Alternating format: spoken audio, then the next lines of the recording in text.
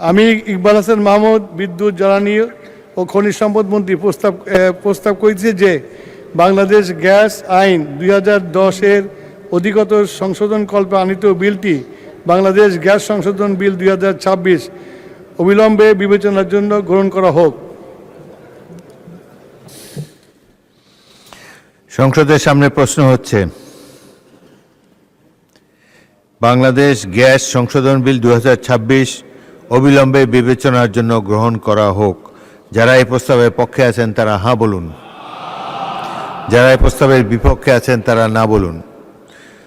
আমার মনে হয় হ্যাঁ জয়যুক্ত হয়েছে, হ্যাঁ জয়যুক্ত হয়েছে, হ্যাঁ জয়যুক্ত হয়েছে। অতএব সংসদে উত্থাপিত আকারে বাংলাদেশ গ্যাস সংশোধন বিল 2026 অবিলম্বে বিবেচনার জন্য গৃহীত হল। মাননীয় সদস্যবৃন্দ, বিলটির উপর দফাওয়ারি কোনো সংশোধনী নেই। আমি এখন বিলের দফাগুলো সংসদের সামনে পেশ করছি।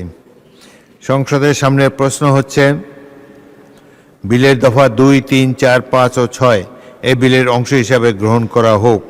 যারা এই প্রস্তাবের পক্ষে আছেন তারা হ্যাঁ বলুন, যারা এই প্রস্তাবের বিপক্ষে আছেন তারা না বলুন। আমার মনে হয় হ্যাঁ জয়যুক্ত হয়েছে, হ্যাঁ জয়যুক্ত হয়েছে, হ্যাঁ জয়যুক্ত হয়েছে। অতএব বিলের দফা 2, 3, 4, 5 ও 6 এই বিলের অংশ হিসাবে গৃহীত হল। সংসদের সামনে প্রশ্ন হচ্ছে, বিলের 1 দফা, বলবৎকরণ দফা, প্রস্তাবনা, প্রবর্তন এবং শিরোনামা এই বিলের অংশ হিসাবে গ্রহণ করা হোক। যারা এই প্রস্তাবের পক্ষে আছেন তারা হ্যাঁ বলুন, যারা এই প্রস্তাবের বিপক্ষে আছেন তারা না বলুন। আমার মনে হয় হ্যাঁ জয়যুক্ত হয়েছে, হ্যাঁ জয়যুক্ত হয়েছে, হ্যাঁ জয়যুক্ত হয়েছে। অতএব বিলের 1 দফা, বলবৎকরণ দফা, প্রস্তাবনা, প্রবর্তন এবং শিরোনামা এই বিলের অংশ হিসাবে গৃহীত হল। মাননীয় বিদ্যুৎ জ্বালানি ও খনিজ সম্পদ মন্ত্রী, আপনি বিলটি পাশ করার প্রস্তাব উত্থাপন করতে পারেন। মাননীয় স্পিকার, আমি ইকবাল হাসান মাহমুদ বিদ্যুৎ জ্বালানি খনিজ সম্পদ মন্ত্রী প্রস্তাব করিতেছি যে বাংলাদেশ গ্যাস আইন 2010-এর অধিগত সংশোধনকল্পে আনিত বিলটি বাংলাদেশ গ্যাস সংশোধন বিল 2026 পাশ করা হোক। ধন্যবাদ মাননীয় স্পিকার।